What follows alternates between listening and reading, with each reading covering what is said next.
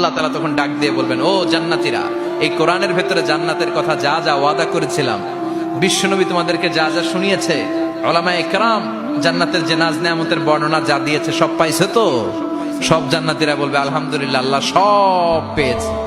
এক জান্নাতে হাত তুলে বলবে, আল্লাহ একটা পাই নাই, একটা পাই নাই। আল্লাহ বলবেন, সেটা কি? ওই জান্নাতি বলবে, আল্লাহ সব পাইছি কিন্তু তোমারে পাই নাই, তোমারে দেখি নাই, তোমার সৌন্দর্য কত বেশি আমরা জানি না। আল্লাহ সব পেয়েছি, একটা জিনিস পাই নাই।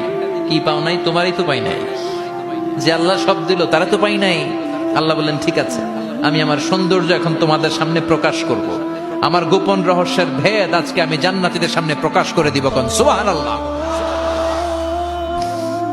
উজুহু ইয়াউমাইযিন নাযিরা ইলা রাব্বিহা নাযিরা। সেদিন জান্নাতীদের চেহারাগুলো পূর্ণিমার চাঁদের মতো উজ্জ্বল থাকবে। জান্নাতীরা প্রভুর দিকে তাকিয়ে থাকবে। বিশ্বনবী বললেন,